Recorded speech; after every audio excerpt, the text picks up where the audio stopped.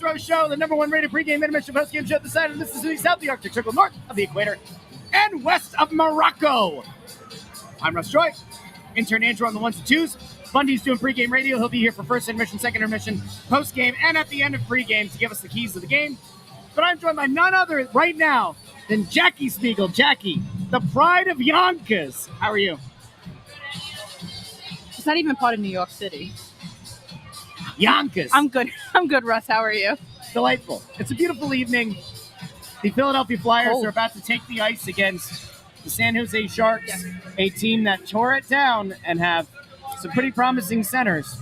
Yes. Not that that's a larger narrative or an indictment on the Flyers rebuild. Well, can I tell you this morning? I would love when Tocchet was when we were talking to Rick Tocchet for pregame. Oh, we have to talk about Tocchet. I was going to ask a question about is this a trap game? And then I started scrolling down looking for like where the Sharks are in the standings, and I went all the way down to the bottom. I'm like, well, they're not there. They're not there. They're actually in a playoff spot right now. They are what? Is it 14? The second 14, wild card. 14, 13, and 3. I believe is what they are. Let me do a little check here. They're definitely the second wild card. 13, 13, and 3. That's pretty good. I mean, good for them. Yeah. Good for them. It must be nice to have centers. It's that Ryan Ellis contract that really pushed them over the edge. It must be nice to have centers. It must be. I wouldn't know, but it must be nice. I saw. By the way, I'm being told to take my sweater off in the comments. I think that's a pretty inappropriate thing. That's inappropriate. That's inappropriate. Demanding that one of the people on the show do people think remove their sweater. I don't know. Jeez. It's not behind a paywall. Now, if we did like YouTube memberships, maybe show a little wrist. Hey, watch out. All right, now we have to get into tonight's game. But you mentioned Rick Tocchet. Yes. Can we have a conversation really quickly? Sure. There was a quote going around from Rick Tocchet. He had many quotes the other day. And he had a quote about the fourth line of the team. Yes. And I got many quotes about the fourth line. I got a text from none other than Anthony SanFilippo, who's down doing the winter meetings, which means he's down there, probably fanning Dave Dombrowski with a palm at this point because the Phillies re-signed Kyle Schwarber. Kept him away from the Mets and the Reds and the Pirates, if you believe they were involved. But he sent me a screenshot of the quote.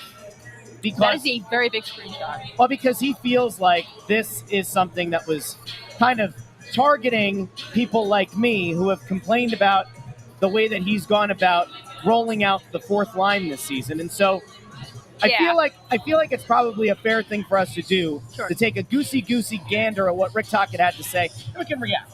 Because if nothing else on this show, we are fair, we are balanced, we report, you decide.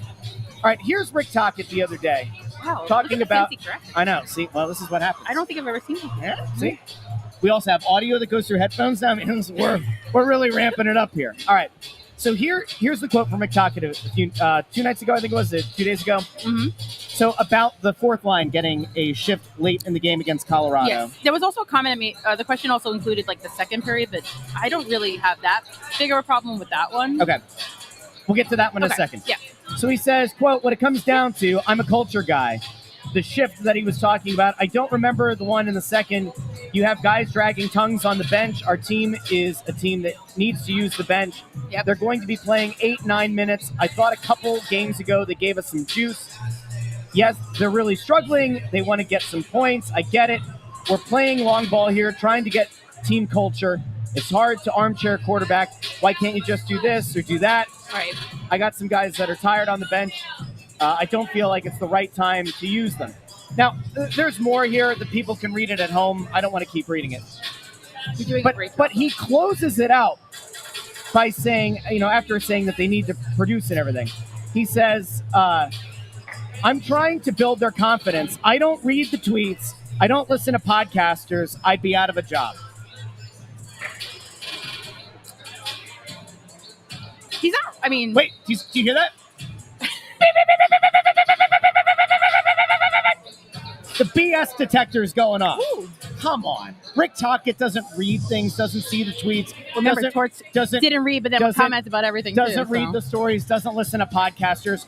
Rick, with all due respect, stop that. Rick Tocchet he's a very busy man. I don't know what he does. He's a busy guy. But Rick Tocchet is cognizant of what's being said about his team. He is. I'm sure. And listen, the man transitioned really well to TV. Right. He's been there. This is a guy who is very acutely aware of what is being said about his team. That's even without pointing out the fact that he still probably has ties to the guys on Turner, where he was working as a studio analyst. And I would guarantee you that there's a group chat between those guys where some things are going back and forth as well. That's fine. Come on. He knows what's being said. So, I don't disagree with that. I think these guys he made a comment about his own players not reading press clippings the other day also. So, that they don't read the press clippings? No, that they need to stop reading the press clippings. Well, that's probably true. So it doesn't surprise me. Of course, they always kind of have a general idea about what's going on and what's being said. I think it's just natural, right? Yeah. So he could say whatever. Honestly, considering what we used to hear, this is nothing. Well, we could go back to Dale Weiss when he was on Snow the Goalie years ago. He made an appearance within 12 hours he was on waivers. But one of the many things he said is that guys needed to get off their phones and stop reading what was written. Now, it was kind of implied that was Nolan Patrick doing that. However, we know that Jake Voracek used to search his own name, not his Twitter handle, and block people. Of course he still does. It's some of the weirdest behavior. Whatever. They get clips I don't know if people know that. What? They get clips. They get newspaper clips emailed. At least I believe they get to the coaching staff too, but it definitely goes to the front office. When I used to work for the Washington Capitals, that back in the old days, I actually had to make photocopies from newspapers and things that were delivered every morning, and give the packet to the GM, the hockey ops guys that sat by us, the president, and then also you would have to, because I was always. Was it a synopsis of each story? No, it was literally it was old. It was a long time ago. I was trying not to age you there. You can age me, it's fine. But it was a copy of each of the stories. Spotify aging you like crazy. Absolute garbage, but whatever. What's your wrap look like at the end of the year? We'll come back to that. So it was it was the copy of the story or what? Yeah, it was I just would literally use the copy machine, copy the story, and make a packet of all the stories from the day. Maybe print it out a couple depending on it. If there was anything easy. It's obviously a lot. You could still search back then because we did have the internet back then, but you would literally just get the papers delivered and you would give it to your front office, and then you would also, because I was always in the office, which was right near back then it was Capital One Arena. No, I'm sorry, MCI Center. Yeah. I think it's Capital One now, but I would always give it to the visiting team. So the coaches, the GM, they would all have a stack of things for when they got to the room for a morning skate. So, yeah. They know what's going on. They know what's being said. I'm not trying to go to war with another coach. I don't need that. I don't think it was just aimed at you, though. No. It seems like it was a very generalized. It's just a general thing. But they are aware of what's being said. I give Rick Tocchet credit. He knows. That's why I just think it's a disingenuous thing to say that I don't read it, I don't listen to it, I don't know. Because here's the other thing, right? Now, do I think that Rick Tocchet goes home after a long game and says, I'm going to go download Snow the Goalie's Press Row show wherever I get my podcast, or I'm going to go fall asleep to the sounds of intern Andrew doing trivia time? No. But do I think that there is a non-zero chance that Rick Tocchet has a social media account that may or may not have his name on it, that may or may not have an algorithm that's feeding him things about his team? He used to be on Twitter. It's entirely possible. He used to be on Twitter, I know that, because he used to follow me because I used to tweet about TNTs. Yeah. And then I had a tweet that went viral, actually. But he definitely used to have Twitter. And then when he took the Canucks job, that account specifically at least went away. Yeah. But I think the bigger thing is that I kind of get what he's saying about you need to roll four lines. My biggest issue with playing that fourth line when he did with 5 minutes, well, they have their struggles. I'm not disagreeing. They do bring energy, but that's been lacking also, At least one of them wouldn't be playing on any other team. Can I finish my thought? I was just throwing ideas out there. No, my issue was that they sat on the bench for 10 minutes in between shifts. That's a long time. Yeah. That is, for anyone who even played any level of hockey, you go out for a shift, and some of those shifts for these guys are 30, hard 30s, hard 45. They sat for 10 minutes. Get cold. You are ice cold. Yep. You're actually running the risk of injury, I think, at that point. Yes, 100%. Especially if you have to go out and play some tough minutes at the end of a game. 100%. I get what he's saying, that he had guys who were, tired. He had guys that he's also shortened the bench before. Well, yeah, this. So and he was rolling. And to your point, 10 or so minutes. That's between, a long between time. shifts. That's not just 10 minutes. That's 10 minutes plus commercials. He had already shortened the bench. Yes. Right. So it's like, to me, that's where like I kind of push back. And I'm like, all right, I get it. But that's a long time. Yeah. It's a very long time. And the fourth line isn't particularly good or skilled, which, we can have a conversation about that in a second. Now, there was somebody who asked over here, though. Ty Murchison is making his debut tonight. Yes. He got the rookie lap. Yes. I'm excited for this kid. Are you? I am. I talked to him in April. He is... Is he the guy who likes the musical theater? Yes, he is. Okay. He was supposed to Big hop points. on Snow the Goalie at some point, I think during Depth Camp. And we had something go sideways. We'll get him eventually. Aside from, like, the hockey side, which he's very good at, obviously, like, he's just, like, a good kid. Okay. And he works hard. I mean, this was a 5th-round pick. We were all shocked when he even got signed at the end of the year to the 2. He only got a 2-year deal, so it's not like he wasn't signed for long term. But this is a kid that's worked. Can I say worked his butt off? You can say work his ass off. That's okay. Oh, okay. Well, I think it's kind of in line with. He's definitely it's a feel good story. Yeah. He's a California kid. He grew up. He didn't even play ice hockey until he was 11. Yeah. He played roller hockey, which he still plays over the summers, which might stop now if he's being an NHLer. But he plays He plays roller hockey. He actually told me in April he didn't know how to stop when he first started playing ice hockey at the age of like 11. Okay. And that's how he became a physical player, because he just ran over kids. So, he's a big kid. He's someone you can root for. It'll be interesting to see how he does. Obviously, it's a lot better for him to make his NHL debut against the Sharks versus Nathan McKinnon and Cale Makar and Marty Nekishin, like all those guys on the Avalanche. Yep. No disrespect to Macklin Celebrini and Will Smith, but you can't not root for this kid. I have to be honest with you. He's wearing the number 96. He is. The last person to wear 96. I don't remember. A very short-term flyer acquired last year and then dealt before the deadline. Last year? Yeah.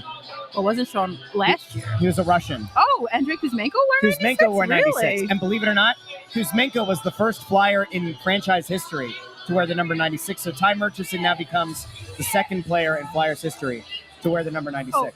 Andrew, can you go back to that? So I will say that about Zamula. Again, nice guy. That's not why he's here, though. He's not here. He's here to play hockey. We did actually. He can translate too.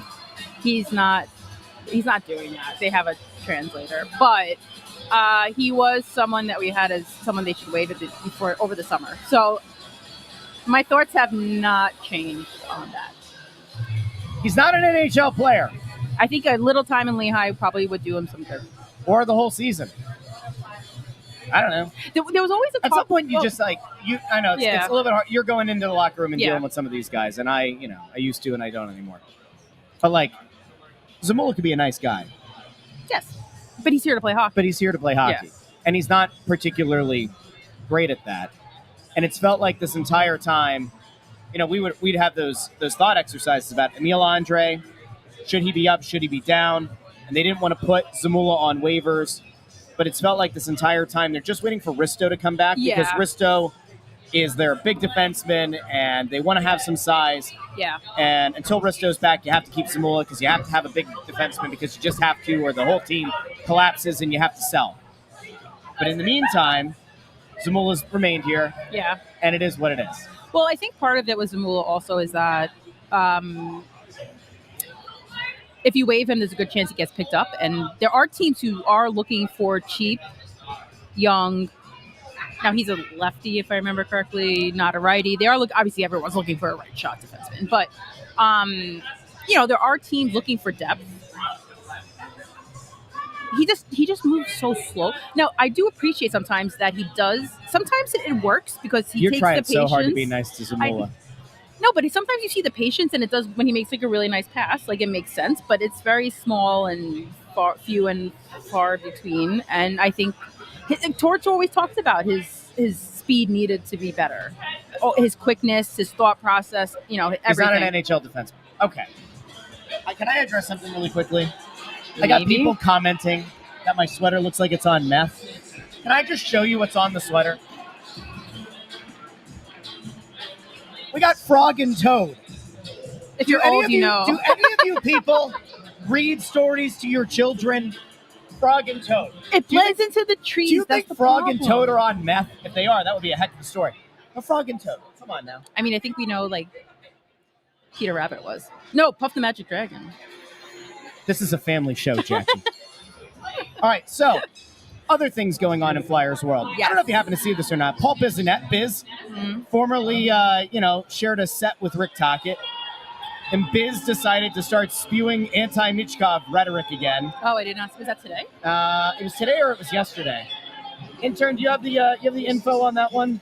I guess basically he just insinuated that they should trade him because he's not going to be a superstar because he's very limited with his skating ability. And that he should have been part of like a Hughes trade or whatever if they were going to look.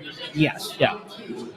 So I posited this thing on Twitter last week about if you the people had the opportunity to bring in Quinn Hughes for Matt Michkov, one for one, would you make that move? 86% of people or whatever said no. And then I had Colby Cohen on the Russ Joy Show on Friday, wherever you get your podcasts, and on YouTube. And Colby was like, yeah, you make that deal because that's a number one defenseman, and you try to sell him for a year and a half of being a Flyer and close enough to his brothers, not on the same team, but like you make that because you need a number one defenseman. You don't have one in the organization. Also, to be honest with you, if he goes to Jersey, he's taking ice time away from Luke Hughes. Which is actually what Colby said as well. Oh. So you guys I know what I'm talking about? You're in mental lockstep. Oh. So here's the thing. I think Michkov's name is going to come up in trades from the opposition. I think the acquiring team is going to obviously have Michkov as a guy that they want to get. I think Martone is not going anywhere. Martone is going to be as coveted of a name, and maybe even more so than Michkov. Yeah. I think that there are other front offices that look at this. They look at Martone's not like going to kill you with his amazing skating ability, but Martone is being viewed as a bona fide, legit stud, number one. Yeah. Like number one top wing. line wing. Yep. And he's big. the people, he can skate. I'm not saying he's a bad skater. It's just he's not like the most incredible skater you've ever seen. But, he's no Brett Hedican. But Michkov has this thing against him. Yeah. Where he's not fast and he's not a particularly great skater. No. And so you add to that the being out of shape thing for camp and all that.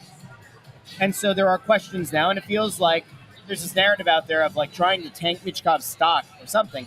So Biz goes out and says, well, if you're the Flyers, you make that trade because he doesn't think that Michkov's going to be a superstar. Now, I have talked to some people who thought that Michkov could be a superstar and are now kind of like, maybe a star, but like, boy, you don't like that offseason. You don't like how he looks right now. I think he learned from the offseason, though. I would hope so. Well, we talked to him last week.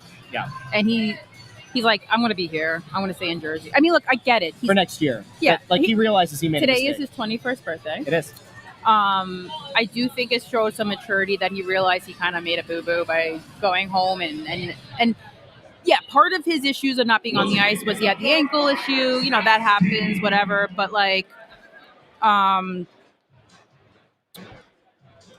yeah, I see the skill up. I mean, there's just the issues with Maffei aren't even the skating. It's the defensive mistakes. He's being better at not leaving the zone, but that honestly drives me crazy when I watch that. Like, it's the hockey IQ is there, but it's not there, if that makes sense. The hockey IQ is there, but he's using that hockey IQ to choose to not do some of the things that he knows he probably should be doing. Yeah, and we could tell it makes Rick Tocchet crazy on the bench. Which it used to make Torts crazy. It makes Tocchet crazy. I guarantee if you put any other coach in, it would make them crazy as well. Oh, yeah, absolutely. Now, the reason that sometimes you're willing to accept that is because sometimes those cheating plays result in goals. Right. And in the early part of the season, they really weren't. They were actually allowing goals for the other team. And so it wasn't happening at nearly the rate where you say, all right, fine, I can deal with that. I can still talk to him about it and still be on him about it in practice, but he's still scoring. Now, he has gotten better. It does seem like he's getting in better shape. And to your point, the comment that he had last week, he's kind of acknowledged that, listen, February is the time that he's going to be able to really get after it, really go hard after it, and try to catch up to where everybody else is conditioning-wise. It's not ideal. Yeah. I mean, it's certainly not ideal. However, I do think that there's some truth to it. Oh, I do too. I mean, look, where's he going anyway? Like, his mom's here, his brother's here, his brother's in school. Like, it's not like the family is going back to... No, and I don't think he would go back to Russia during the two. It's only really a week, if you think about it, because I think the actual break is like 2. But like 4 nations, the team that's not playing will be practicing that right a couple of days before it starts. So I don't think it'll be as long of a break as people think. Look, you know what? If he wants to take 2-3 days off and go away to get a clear head, totally. I mean, I'm doing it. You had too many days off in off season. This is on season. You want off season? You have it in the winter and summer. I don't care. Yeah, summer. Winter is summer. I don't summer know. is I winter. do see maturity Things in him. are upside down in Siberia. I do see maturity in him making that decision. I thought it was very smart of him to also say it out loud. So Joe Papel's over here asking about the doom sounds in the background. It's Mike the organist. He's killing it over there. He's doing a great job. he is. He's amazing. He's a remarkable guy. You can't see it. Maybe we'll show this during intermissions. The Flyers have these lights that are installed in the ceiling. Now, at one point they talked about moving them to shoot at us, and instead tonight, for the first time all season, they are bearing down on Mike the organist, who has, thankfully, a baseball cap on, because he might legitimately cook over there. Yeah, it gets very... People don't realize it gets very... Like, if you walk into a studio... I used to work in TV. If you walk into a studio, like, it's freezing because all the equipment and all the lights make it boiling. All right, so let's talk about the start. I'm telling you, man, let's talk about some other things. Macklin Celebrini. I mean, as Celebrini goes, so go the Sharks. He's had a fantastic year, living up to, in many ways, what everyone had kind of hoped he would be going into the draft. Your thoughts on Celebrini from what you've seen so far this year? I haven't seen much. That's where you lie. He's looked sensational. He's the straw that stirs the drink. I've seen the videos on the socials. No, I think, look, he's definitely someone in the conversation now for Canada. Tocchet even said it today. I'm a fan. He just seems like he's like a really good player. I can appreciate the level. I mean, look, he's got 43 points in 30 games. That's a lot. Which is pretty damn good.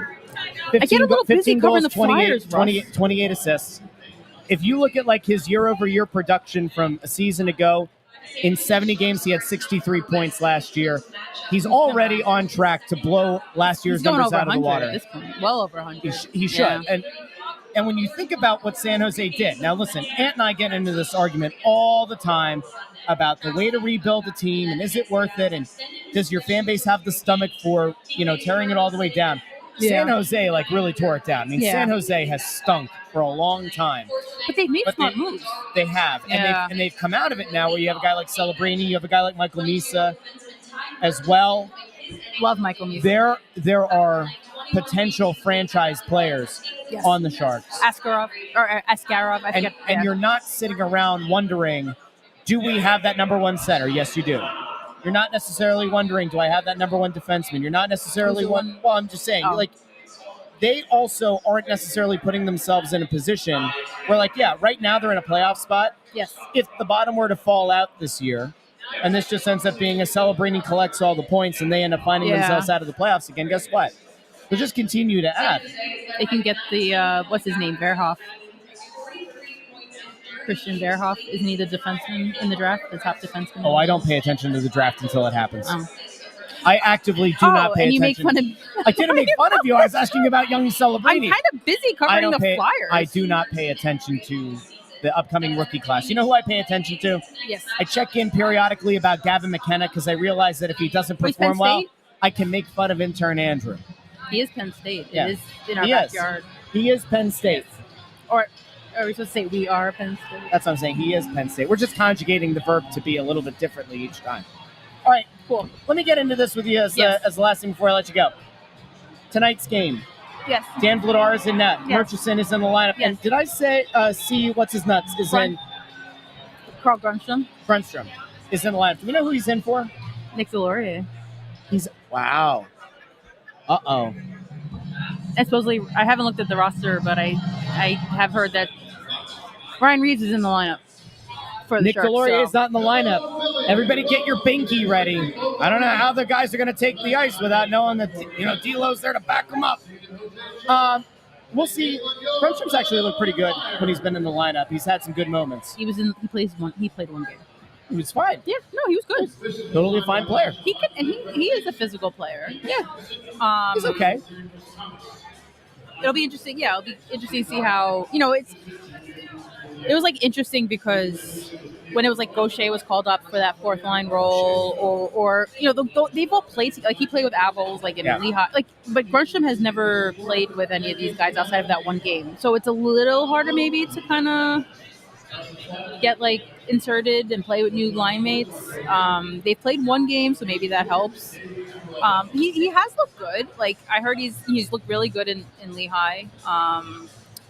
He does play the physical game. He does, it'll be interesting to see how this goes. I mean, look, I think he's got a little chip on his shoulder in this game. He used to play for the Sharks, if you didn't know. I did not know. That was part of the Ryan Ellis contract trade. The who? Ryan Ellis isn't still here? Are you sure? No, he's not. He's not here anymore? He's not here anymore. Wow. An impactful player that Ryan Ellis once was. But, he's playing against his former team. He's, you always have a little extra juice when you do that. So, wouldn't surprise me that he has a little pep to his step, as they say. So a little pride to his stride. It's kind of like a fun game, right? Like you have, it's only his second with the Flyers. It's Murchison's first NHL game. I'm sure that first shift is not going to be good. Just from nerves. Wait till he scores a goal. Six, that's it. A couple people. Channels his inner Kuzmenko. Who did that? Somebody did that last year. Was that first game? Was it Niels when he got called up last year? I don't remember. Somebody scored in their first game. I can't remember who it was. The big thing tonight, I think, is you're looking at two teams that are very much on the come up. Two teams that believe they have guys either on the team currently or in the system. That these are the next.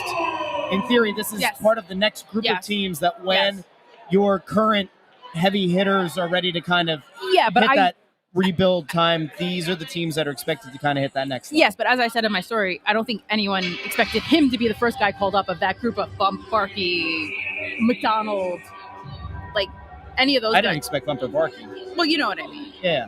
Well, Bump, I think, is going to be up here in a couple of weeks. Yeah, I just don't think that they thought he was ready yet. So, like, Grundstrom we as a agree to short-term disagree on that one, I think. I disagree. I think I'm saying I don't think the Flyers think that he was ready. If they thought he was, he would have been called the up. Flyers don't think he's ready. Yeah. No, I agree. Yes, that's true. But you disagree with the Flyers. Yes. Jackie Spiegel is saying, "Hey, Flyers front office, you dopes." That's what she said. I did not say dopes. She said they're so dumb. Bump should be here. That's what she said. I can't believe it. Can you believe that? Wow. I mean, I'm just kidding. Where can the people find you, Jackie? Inquirer.com/sports/Flyers.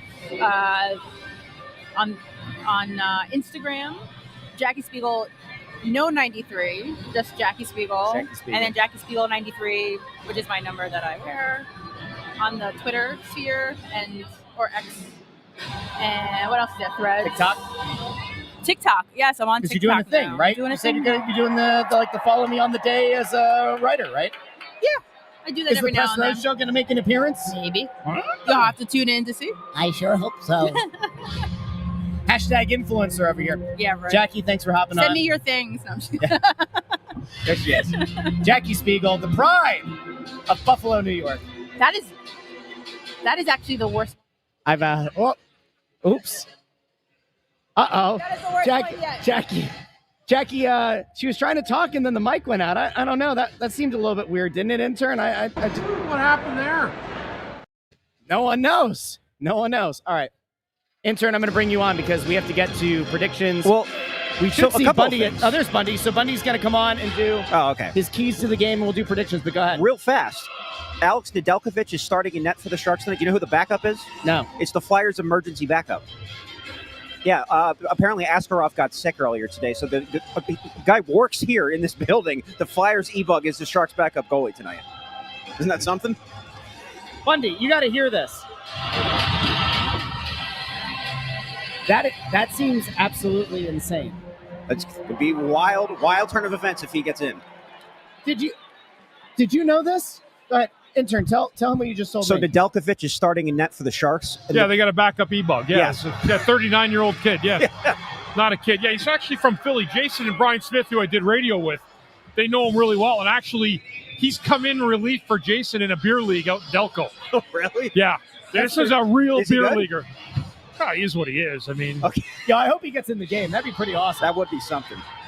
Bundy, do you have your keys to the game by any chance? yeah, I do. I can vamp here for you for a minute while you're getting those. Again, it is a night, intern, that we seem to think is going to be an interesting one. You get to watch the Celebrinis of the world. Sharks are not a pushover anymore. No. You want the keys? Yeah, go ahead. Give us the All keys. right, number one tonight. Pick up where you left off. The Flyers played a great third period against Colorado and were unable to get one past their netminder to tie the game, even in the penalty shot. However, they played a third period where they had plenty of chances, looked fast and precise, and kept Colorado in the zone, in their own zone most of the third period. Number two, net front traffic. Pucks and traffic to the net is almost a cliche about how to manufacture offense in the sport of hockey. However, it's also a tried and true bit of conventional hockey wisdom. The games in which the Flyers have broken through offensively have been the ones where they've established an inside presence in the attack zone. Number three, Macklin Celebrini. Celebrini has posted 43 points on the season with 15 goals and 28 assists. He is without a doubt the straw that stirs the San Jose drink. If the Flyers can neutralize him and do a good job keeping him off the scoreboard, they should escape this one with a good home win. Only Colorado superstar Nate McKinnon, 49 points, is ahead of Celebrini in the Art Ross Trophy race. Celebrini is the. This is not like saying, I'm not comparing him to McDavid. He's the most likely player that I've seen to Sidney Crosby since Sidney Crosby. Celebrini is. Wow. The way he plays the game. I'm not saying he's better than McDavid or wows you out of his seats, but McDavid's not Crosby, right? Like, Crosby makes players around him better. He does these unbelievable things, and that's what this kid does. He plays a 200-foot game, really solid. I'm going to enjoy watching his future, and thank God he's in the West. Yeah, that's a good point. Intern, you want to go first? Sure. Anthony said 3-2 Flyers. I'll take the Flyers 4-3. Wow. Dan Vladar's in net tonight. I like Vladar having a bounce back. I'm going to go somewhat low scoring-ish. I'll go Flyers 4-2.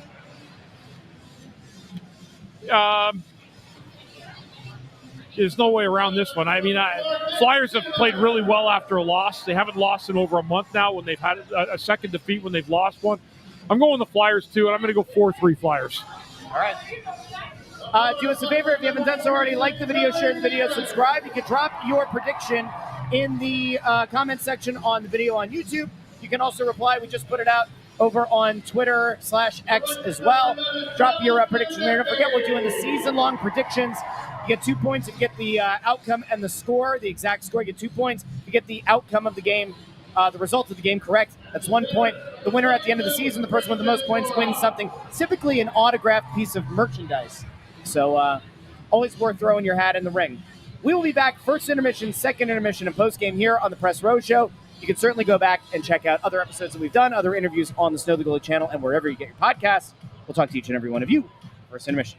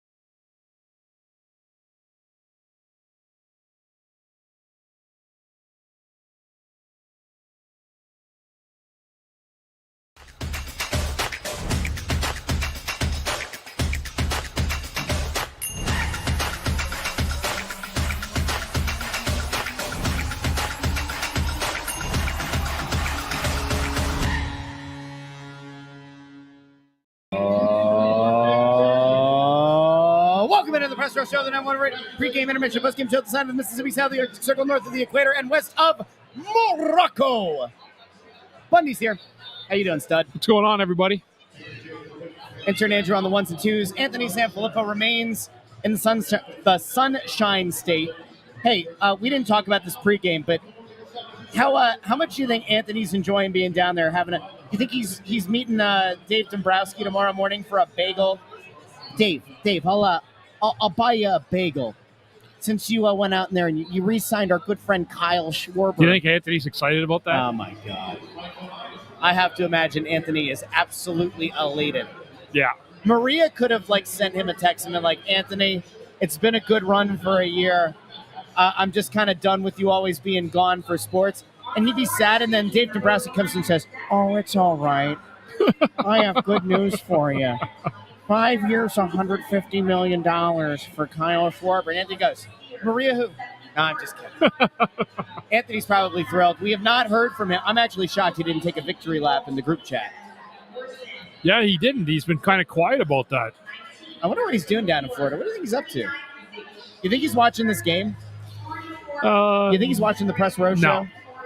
I was waiting to see if he was going to pop up in the comments. I thought maybe if you say his name 3 times like Beetlejuice, he would just start showing up in the comments. It hasn't happened yet. We'll see if it does.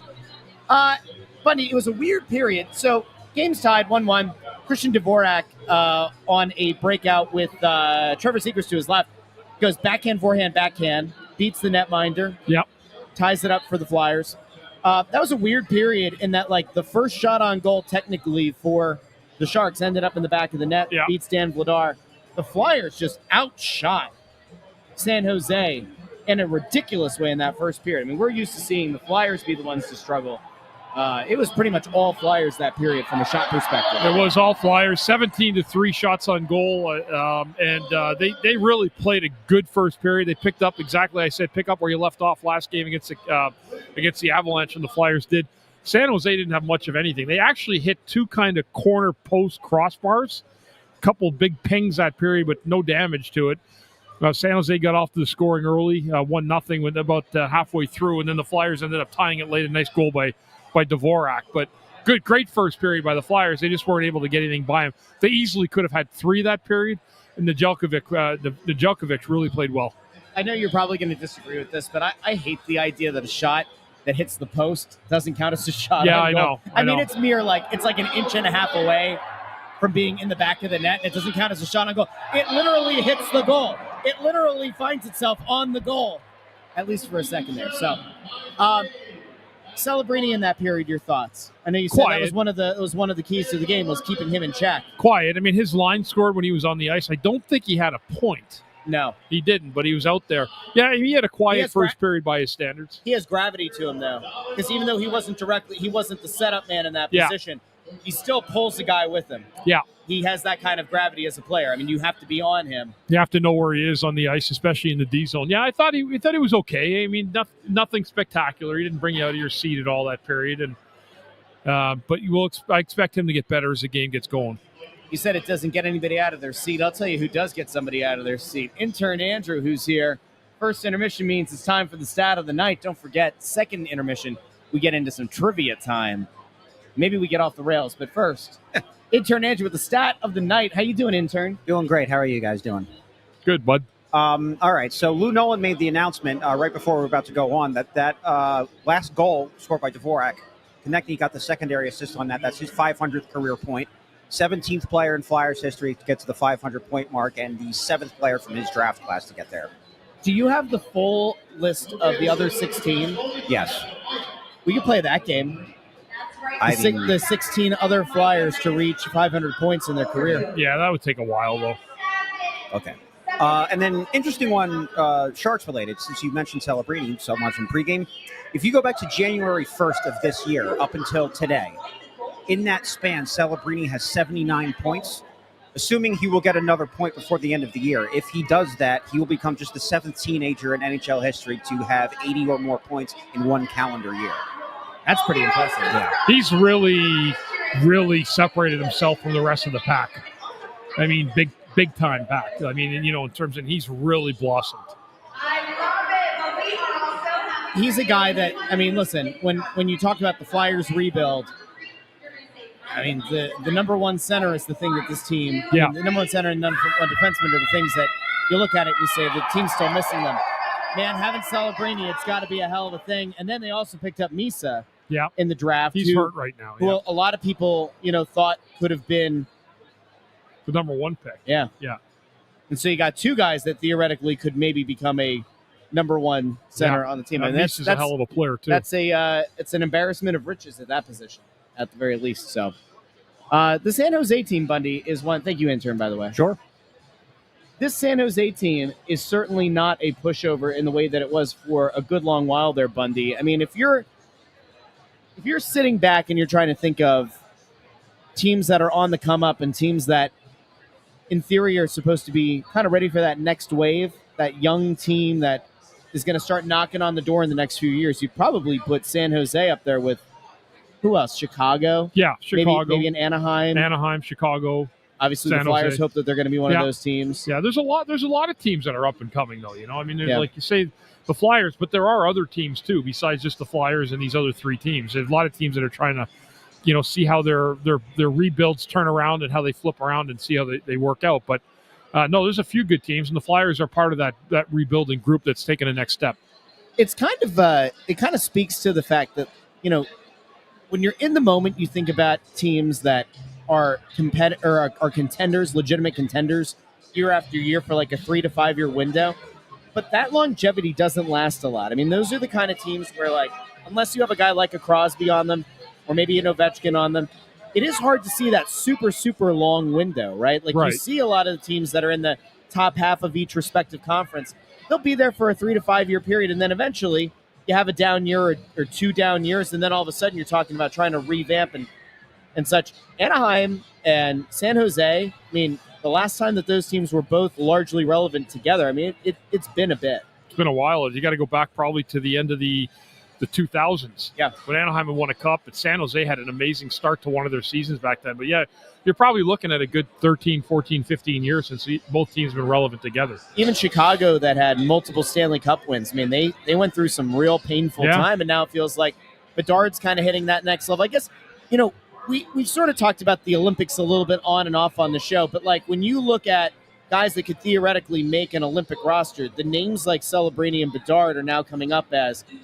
what does the team ultimately do? Do you hand one of those spots to a super young guy? I mean, where do you kind of land on it? Do you lean experience in the Olympics, or do you feel like it is a good thing to have the youth? I think you need tons of experience, and I think if you have the capable bodies that physically are there for you, you have to go with them.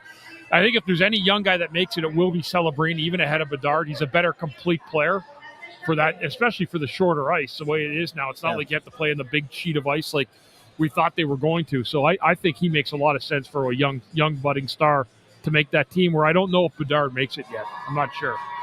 Seems like he's kind of in the mix. I guess we'll see. It's interesting. Like, do you think that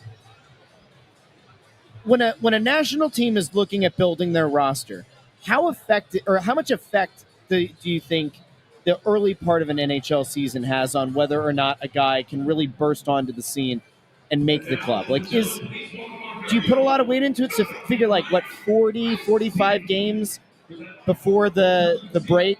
Yeah. Is that enough for a guy to make their case that if they maybe weren't on the radar in this past summer, can a 40, 45 game stretch kind of punch their ticket? Yeah, I think so. I think that's enough time, given you're playing the best players in the league on a nightly basis. And if you're able to put up the kind of numbers that a guy like Celebrini's put up, I don't think it's not that it's not enough time. I think it's actually the right amount of time to show that he's developed from last year, where he had 60-some points last year. Yeah. I think he had one more than Michkov. Yeah. You talk about, I know Michkov's had a slow start to the year. He's getting better lately, but talk about a guy who's just zoomed past where he was last year to where he is this year. I don't think that I think there's a few guys. I think I read today the Team Canada bubble is down into the low 30s for where they're looking at picking guys, and that nobody from the World Cup or from the Four Nations Cup last year has been left off at this point. So everybody's still a viable name. There's an interesting question here from Jeff Rose over on YouTube. Does the NHL have control over the players to tell them they can't go because the ice is not safe to the Olympics? I believe that the decision to, if they were going to move, would have to come from the IOC. It can't be an NHL thing. I don't think the NHL can tell the players not to go, right? They can maybe make the recommendation. I guess so. I mean, I think they're just going to have to live with what that ice is. I don't think there's anything you can do about it now. We talk about the shape of the ice, the size of the ice. I mean, I to me, it's still the dumbest thing I've ever heard of in my life. Yeah. Yet one tournament every 4 years. How hard is it to do it right? And it's been 7 years since they, almost 7 years since they got awarded it. I mean, I guess the NHL could say something to the players, but at this point, it's kind of a moot point. You've already decided to send them. You're not going to just pull the guys back from it. Do you view the smaller ice, where they're saying it might be 3 feet shorter than an NHL rink, never mind the size of the typical international ice, do you look at that as being a legitimate risk of, or like presenting a legitimately higher risk of injury? Yes. That smaller sheet of ice? I think it does. How big of a difference? Because I know that they've been talking about that the neutral zone might be where they take that 3 feet from, and they'll keep the offensive zones the same size.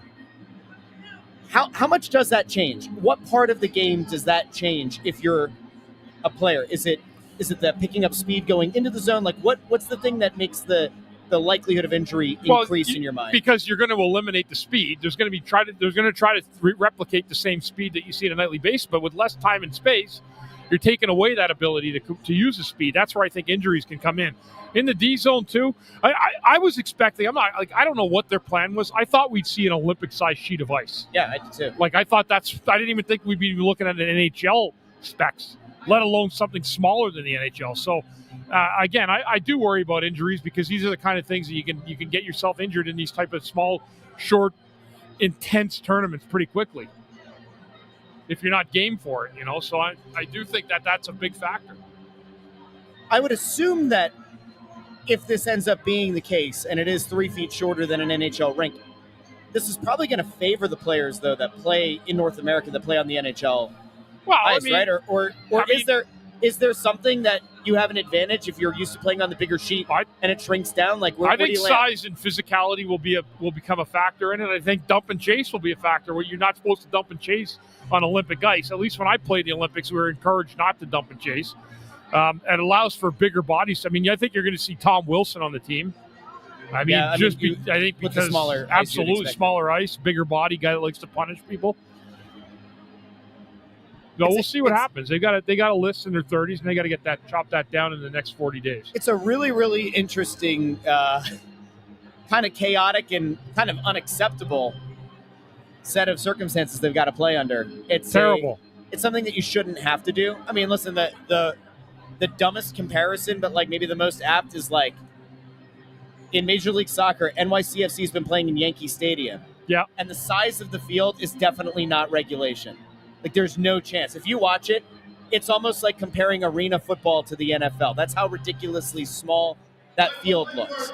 And, like, in soccer... And that's MLS, right? Yeah, and in soccer, like, it doesn't... I don't think it changes that much. I mean, it certainly changes some tactics. It doesn't increase the likelihood of injury because you're not on ice.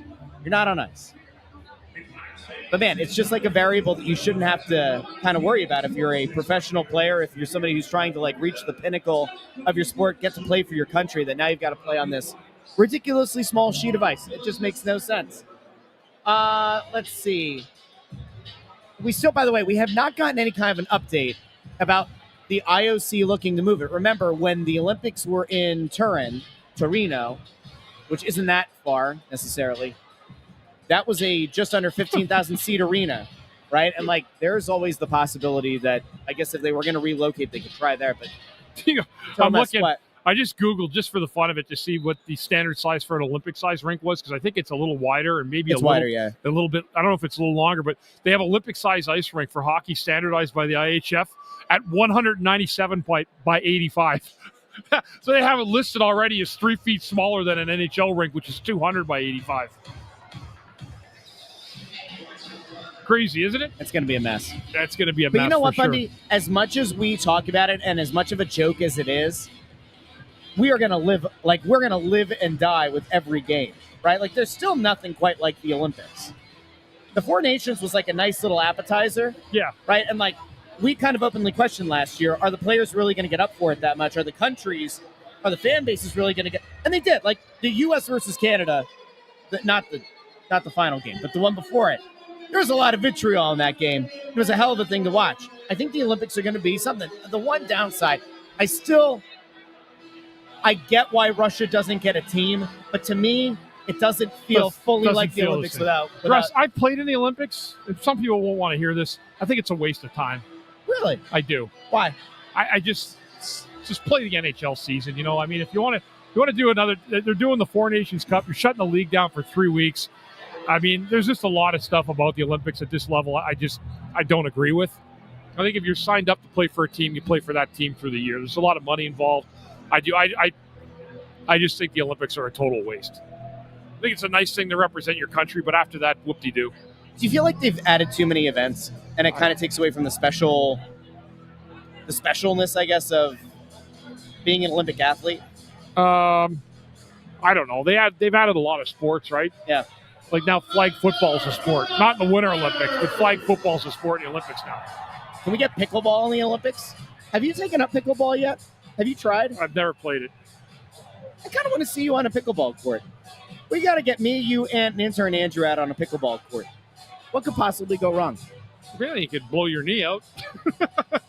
That is true. All right, we will be back during the second intermission. We'll have intern Andrew's trivia time. We'll get out to the comments and see how people are feeling about this game. And then post-game, we're going to have a lot of fun. Don't forget, by the way, if you're new to this whole thing, we don't commentate. Somebody asked a question during pregame. We don't commentate during the game. We're not allowed because of nonsense league rules. We can't commentate on the game while it's happening, but we do the StatCast. Set a little reminder for yourself. Tomorrow at 6 o'clock at Chickies and Pete's in Northeast Philly on Roosevelt Boulevard. We'll be doing Snow the Goalie Radio. You can come on out, have some crab fries, have a lovely time with us, talk some puck.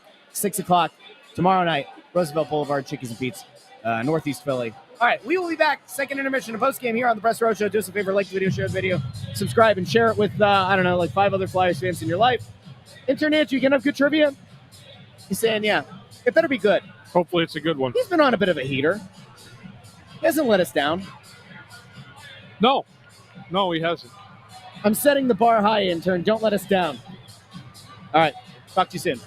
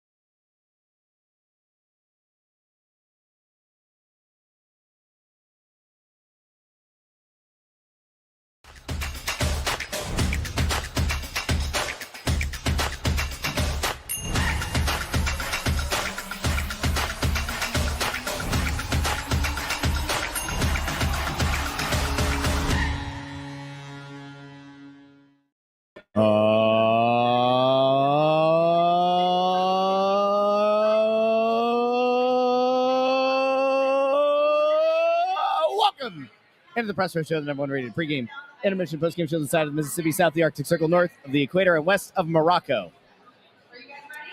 Flyers, 2 goals in that period, capped off by a nice little late goal there, Bundy. One of the rare times we've seen the Flyers be the ones to score right before the end of the period. Yeah. Well, Kate's goal, 3-1.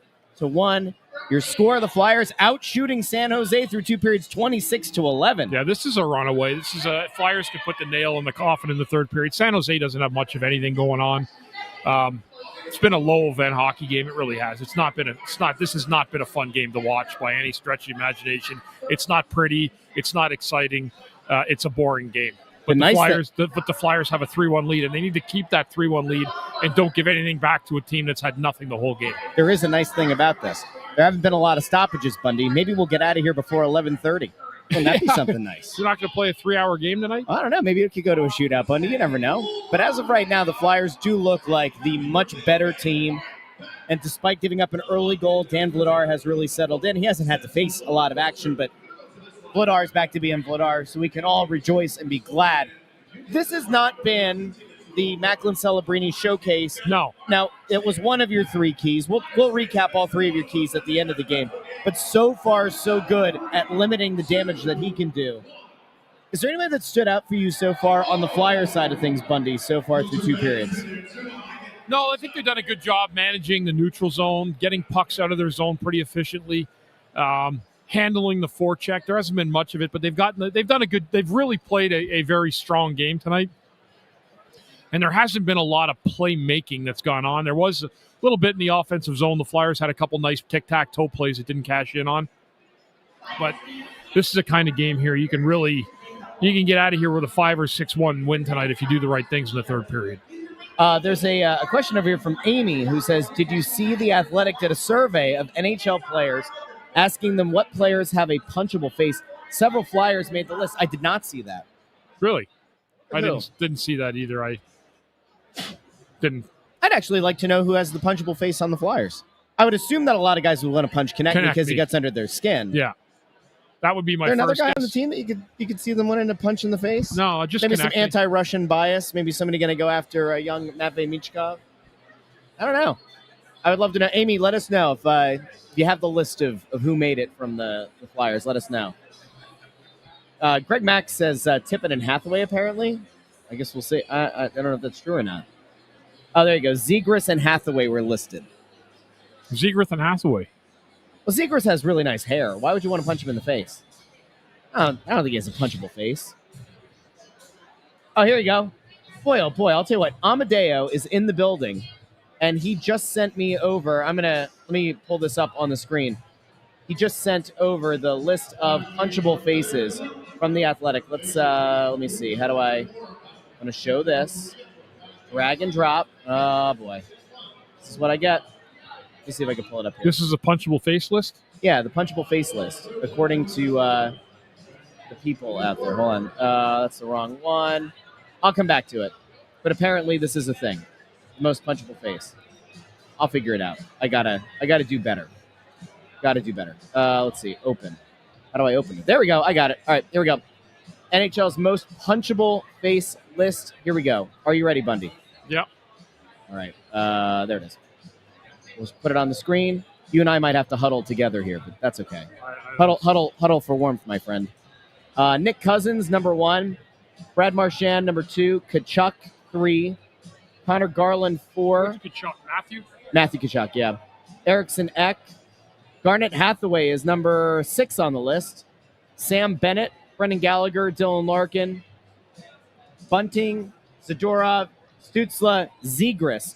I assume that rounds out the top 10. 1, 2, 3, 4, 5, 6, 7, 8, 9, 10, 11, 12, 13. They went to number 13 just to get Zegras on there. Michkov does have a vote, at least one vote. If you look down in the notes. Let's see. Any other Flyers in there? As does Konechny does. I'm surprised Konechny's not higher. And there's Scott Lawton's on there, too. Yeah. So you've got Michkov, Konechny, each got at least one vote to go with Hathaway and Zegras. So Whoa! There he is. What soft light through yonder window Superfan breaks? Eric. He's pretty happy tonight. Look at him. He doesn't look so concerned tonight, does he? He's got a big old smile on his face. Look at that guy. Look at the melon on that. You want to bring him over? Should we bring him over? No. There he is. Look at him. He's out here in the wild. I don't even know what he's saying. What? You'll be where at the show? Coming out to Snow the Goalie Radio? Oh, good. So He's on Superfan vacation. Eric is going to be at Snow the Goalie Radio tomorrow in Northeast Philly on Roosevelt Boulevard, Chickies and Pete's. Make sure you come out 6 o'clock. We'll go live. We'll do it live at Chickies and Pete's. Superfan Eric's going to be there. You're going to wear, you have the Darth Vladar shirt. Darn tootin'. Hey, by the way, if you're trying to get in an order before Christmas, the Darth Vladar shirts, maybe you want the orange and the black, maybe you want a Snow the Goalie shirt, a hoodie. As of right now, orders are still going out. I've been processing them as soon as they've been coming through. We still have a guaranteed delivery before Christmas and Hanukkah. We love Hanukkah and also Christmas and any other holiday, the winter equinox. You like the winter equinox, Bundy? Sure. So, get your orders in now. Shop.snowthegoalie.com. Okay, we are going to bring on a man who needs no introduction. Bundy, are you ready? Yes. Warm up that instrument. It's only the two of us. One more time. Bum bum bum bum bum bum bum bum bum bum bum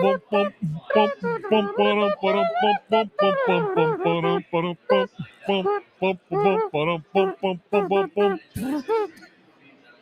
Intern Andrew's here with Trivia Time. What time is it?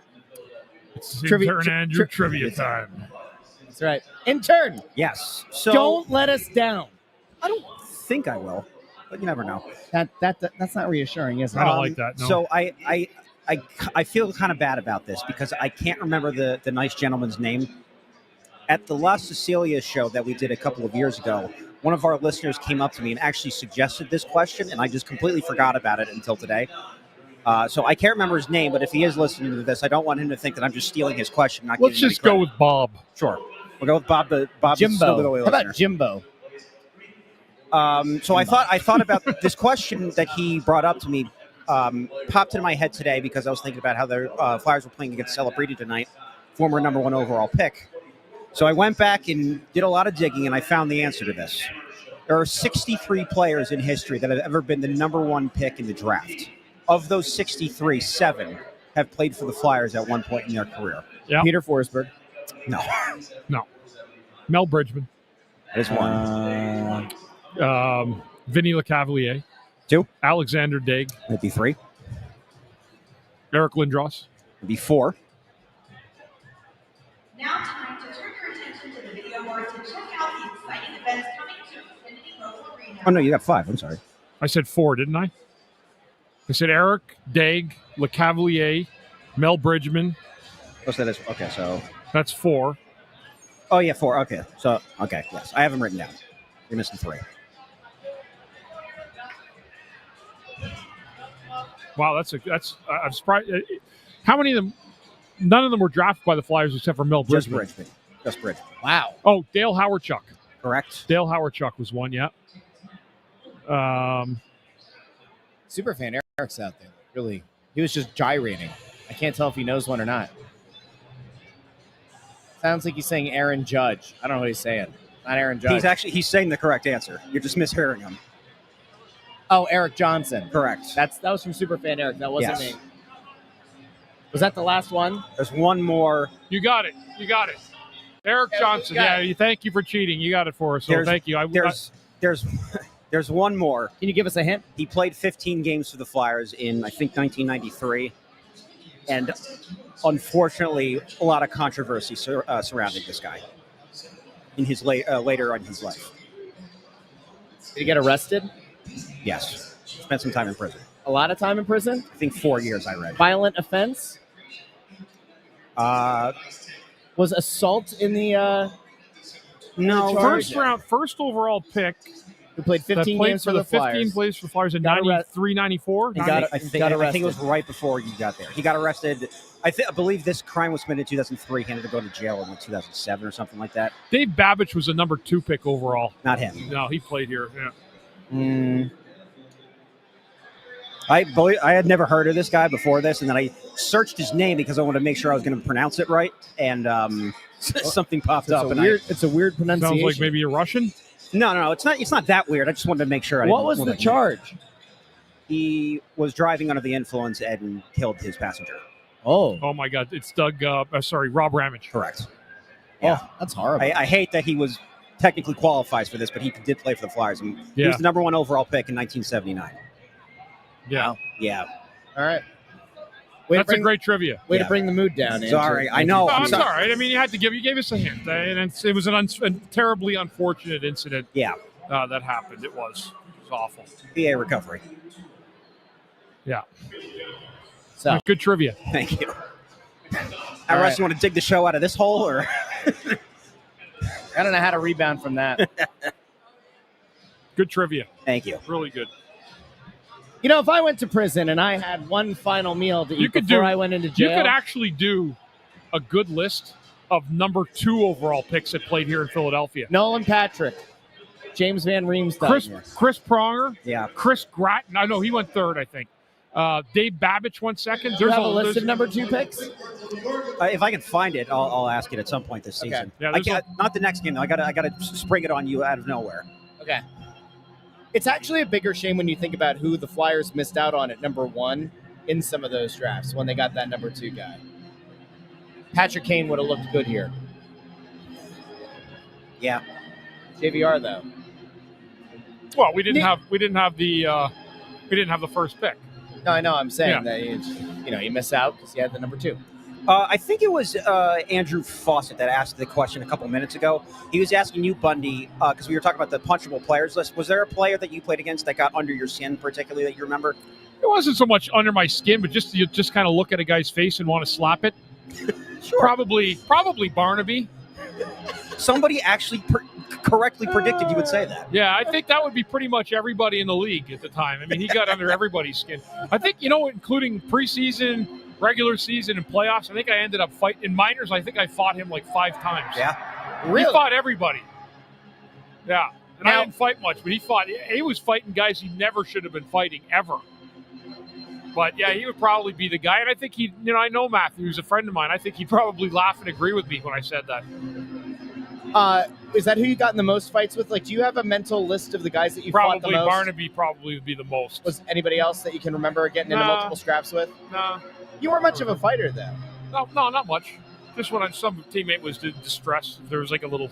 You would be more of the aggressor to stand in and defend a teammate. Yes. Than go out and get yourself into. Yes. Does that mean, like, if I ever, like, get myself in trouble with my big mouth, that you would, like, stand in there for me? I would stick up for you, yeah. Heck yeah. Time to run my mouth. Let's go. All right, intern, nice job on the trivia tonight. Thank you. Proud of you. Yeah, good trivia. I was. All right. Bundy, when we look at, let me fix this. There we go. There goes intern. The Flyers are in this thing where I'm not saying that you have to start to think about, you obviously don't. Tocchet's not thinking about the game in 2 nights, but it is a situation where you're going to play 2 games in 3 nights. This team's going to play 6 and 10. I know. It's a brutal crazy schedule, yeah. Does it change in your mind, like with a 2-goal lead going into the 3rd? He said, Jackie Spiegel and I are talking about this pregame about how he said the other night he wanted to get the 4th line a shift because he just saw how exhausted a bunch of his players were. Jackie pointed out it was like 10 minutes between shifts for the 4th line. Do you think he maybe looks at trying to really roll all 4 lines in this 3rd period for no other reason than you're trying to make sure you don't wear your guys out on 2 games in 3 nights? I think this is one here. You got a 3-1 lead. You can add to it. This is absolutely a game you roll the lines before in the 3rd period. Just roll them because you got game coming Thursday. You got a back-to-back against Carolina on the weekend. Next Tuesday, next Thursday. It's a crazy schedule. Crazy schedule. There's no time for practice. This is all games right now. Is that a thing that Tocchet and the coaching staff thinks about before this stretch even starts? Like, hey, if we get in a situation where we have a strong lead going into the end of a period, we're going to try to get these guys rotated through as much as possible? Or is it just something where, like, now that the game's happening, he's just going to kind of fall into those normal instincts of, like, shortening the bench? He'll probably still look for a matchup in terms of getting guys out against Celebrini. Yeah. But after that, no, I think you just roll your lines and let them worry about it. San Jose's had nothing going on this whole game. I mean, they've had a couple chances, but really nothing of sustained pressure at all. Flyers, I mean, they're one-and-done opportunities. They haven't had a chance to really cycle the puck. The Flyers have done a great job in their own zone. Now this is a period here where you should feel comfortable where you're at as a team, securing the lead, playing with the lead, and then being able to roll your 4 lines. Mike Butts is right, by the way, says put this away quick. Next goal takes care of that. I mean, if you score early in the third, that's putting your foot on the throat of San Jose at that point. You don't want to let them back in here in like the first 5 minutes or so, let them get another one. Now they're within a goal. They start feeling like there's hope. You want to kind of dash that hope. Greg Mack, real quick, asks, have you heard anything about Risto coming back? The latest I think we've heard is he's about a week and a half out, give or take. So we'll see if there's any updates that come out of that. We will be back post-game. Do us a favor if you haven't done so already. Like the video, share the video, subscribe. You can also find the show in the podcast feed. Hey, do us a favor. If you typically listen back to Press Row Show in the podcast feed, this past one, the one from Sunday, we put up pregame, both intermissions and postgame instead of just postgame. If you're somebody who listens to the show in the podcast feed, would love to get your feedback here on whether or not you want to see us do the pregame and the intermissions and postgame in the podcast feed, or just postgame. Let us know what you think. All right, we'll be back here postgame. Let's see if the Flyers can get a quick goal. Snuff this one out. Yep. All right, talk to you postgame.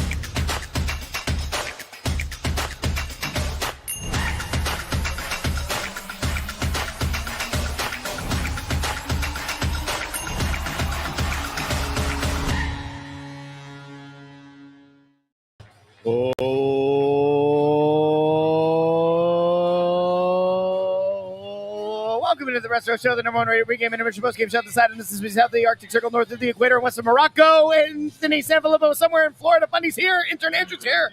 I'm Russ. Hello. Welcome in to postgame.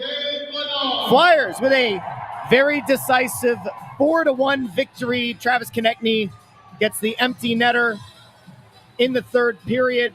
There was a little bit of a nervy moment, Bundy. We talked about this in the second intermission show. You really wanted the Flyers to get that final goal maybe early in that period. It didn't happen. And then with about 7.5 or so minutes left, San Jose gets a power play, and you start going, uh-oh. You get a goal there on the power play, and then all of a sudden it's a one-goal game. You empty net. Anything could happen. But the Flyers do put this one away. And Bundy, I think it's probably kind of safe to say this one never really felt close. No, it didn't. Not from even the get-go. Even when San Jose had that lead, it didn't even feel like that. So it was a good win by the Flyers. They really dominated this team tonight.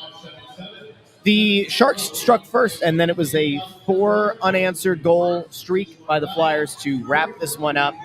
Do you have your keys of the game?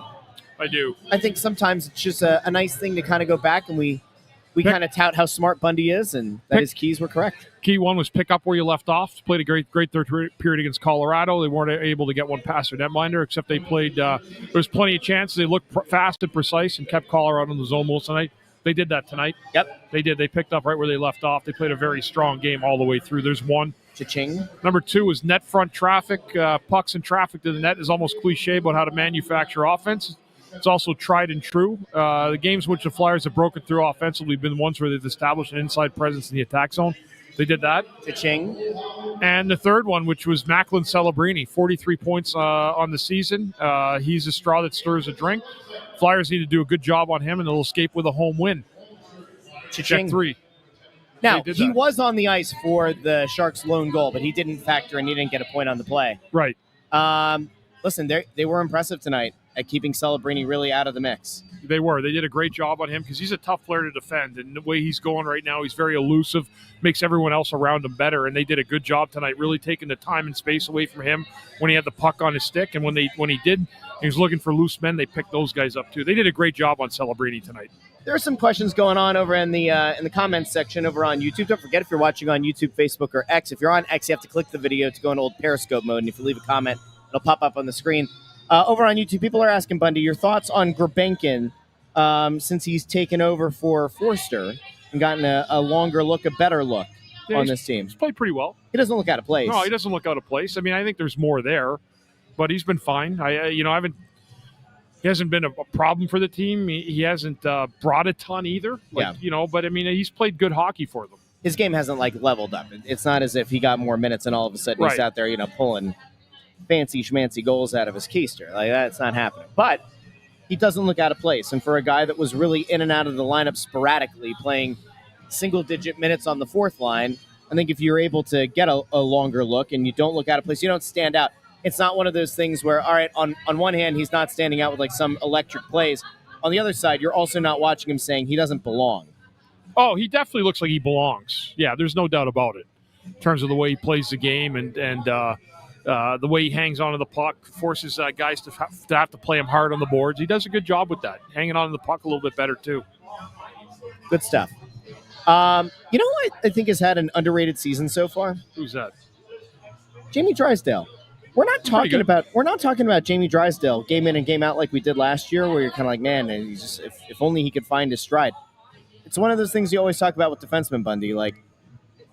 More often than not, it's better when you don't talk about the defensemen. Yeah, that's a sign they're doing their job. Yeah, and I don't have I have nothing to say about any of the Flyers' defense tonight, which tells me that they did a good job. So, and they did do a good job tonight defending, really good. Murchison had his first goal or his first game tonight.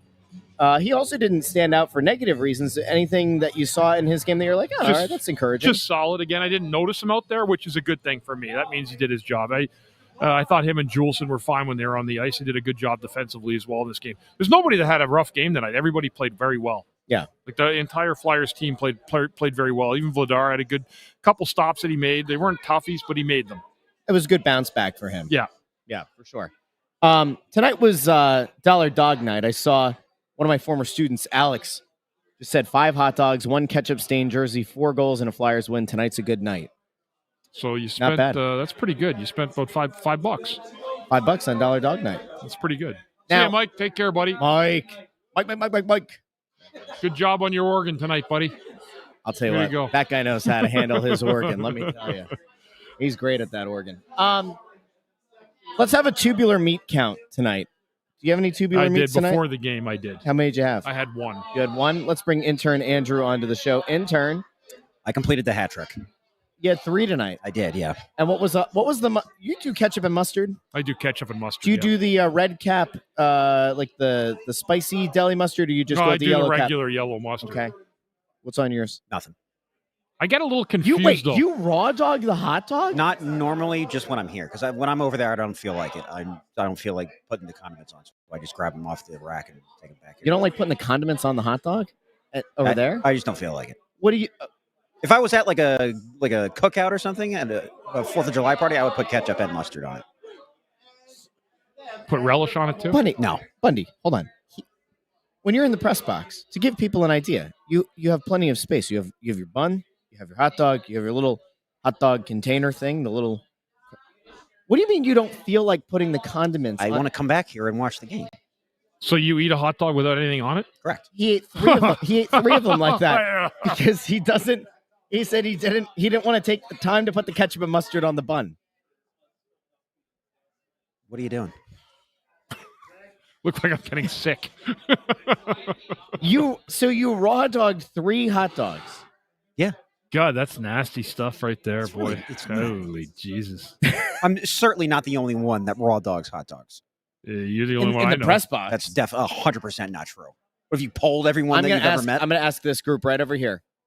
Rob, How many? 1, 2, 3, Rob, 4. have you ever eaten a hot dog without anything on it? Yes. Yeah, Like, okay. Intentionally though, or is it because nothing was available? How do to you put on it? accidentally do that? Okay. Mustard guy. So you would go raw dog instead of ketchup because you're a mustard guy. But you wouldn't like voluntarily, if ketchup and mustard were both presented to you, you wouldn't go plain hot dog. Okay. Do any of you eat just a plain hot dog, no condiments? No. All right. No. Ketchup, but that's not plain. All right. We're talking like nothing on it. Nothing. Does anybody eat just a plain hot dog? Forgo the condiments? No, absolutely not. Intern, what the hell's wrong This with is you? an unbelievably wrong small with you? sample size. This isn't a small sample. It's like 30 people looking Those at you are like, There's Those 8 are our billion insane. people in the world. That's our meat and potatoes right there. these are the good people. There's The 8 fans billion and the, people and the in the folks world, at the and you've Xfinity interviewed Mobile like Arena. 7. How many? 1, 2, 3, 4, 5, 6, 7, 8, 9, 10, 11, 12, 13, 14, 15, 16, 17, 18, 19, 20, going around the corner. At least 20 people I yelled in the general direction of. Not a single soul And said. the first guy said that he has raw dogs Because before. he said all that was available was ketchup, and he chose raw dog over ketchup. He doesn't want to put ketchup on the hot dog, so that's the only, because the mustard wasn't available. You have ketchup and mustard, 2 kinds of mustard at your disposal. It's a violation. It is a violation. You guys have to let us know in the comments section. You know, Okay. He's young, the kid. Look at him. he still has time. Not that young. He still has time. I like this, by the way. Vineet says, "Stop gaslighting Andrew." Yeah, thank you, Vineet. That's like exactly what's gaslighting. happening. It's How's that exactly what's gaslighting? happening. Oh my gosh. What happened? What happened to this evening? Okay. There's no condiment lines, Brian Knowlton, 3572. There's plenty of room to put condiments on No, the hot sometimes there are other people there, dog. So you just wait. and a I get second. annoyed. Oh, I don't want to wait. If Brian is talking about the condiment section, like down in the main concourse, I agree. Like that can get overwhelming. There's only that little thing, and then you have random relish just kind of sitting there. I don't want, I get it. I get not wanting to wait in the line, but in the press box, there's no line. There's no line. At most, you wait 15 seconds. Just go. I don't want to take the time. The mustard. I want to get back here and hang out with my friends. It's Know the Goalie. Well, that's all right. He considers his friends. Well, that's nice. Okay. All right. Bunny, anything else you wanted to get to from tonight's game that really solid stood out win, to you? Solid win. Vegas coming in here Thursday. That'll be a better game, I would think. Yeah, there's nothing. Did you have a final yet on that game, Vegas and the Islanders I tonight? saw the Islanders were up 4-3. The score is 4-3 Islanders still with 50 seconds left in the game. Pittsburgh's tied. And And, New are Jersey's you got the lead on Ottawa. aware? Were you aware that Carter Hart is in net for Vegas tonight, which means he will not be in net on Thursday? Yeah. Told you. Told all of you. Practically zero chance that he was going to start in net for Vegas in the return to Philadelphia. Like virtually no chance. Although, who was it the other night that was here? I think it was Bill. It might have been Bill Meltzer on pregame, or it was somebody here last week. Somebody noted that if you're not the starter, they make you available to the media before the game. Okay. I think So Ant said that. Was it Ant? Yeah.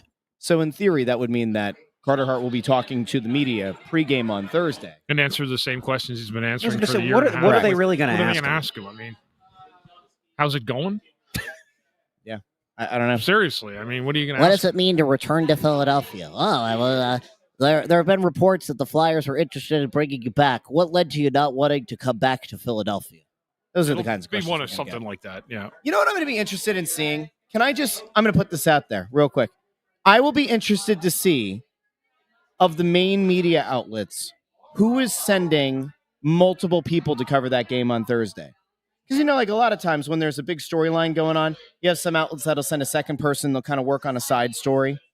And in the case of like the paper of record, the Philadelphia Inquirer, you would expect a Sealski or a Marcus Hayes to be down there doing like a side column, probably something about Carter Hart.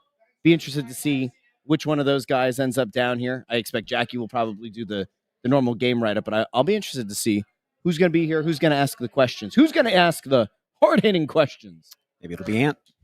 Will it be Ant? Well, in theory, he's supposed to be back, so we'll see. We'll be back tomorrow night. I mean, what a quick turnaround. Three shows in 3 nights.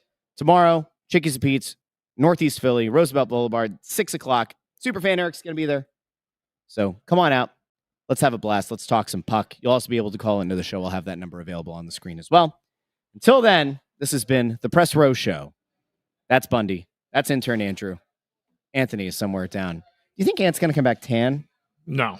Come back Well, burnt? unless he had his banana hammock on. He might have put his banana hammock on and went to the beach. What color banana hammock do you think Ant would wear? Do you think that he was following Schwarbs around today? Kyle, so glad to see you're back. I knew you'd re-sign. I knew you'd come back. I knew you wouldn't leave us Leader in the clubhouse. for those dastardly Mets. Do you think how would Schwarber react if he saw Ant running after him in a banana hammock? I think that he would sign with the Mets. And on that bombshell, it's time to end. Thank you so very much for watching. Good night.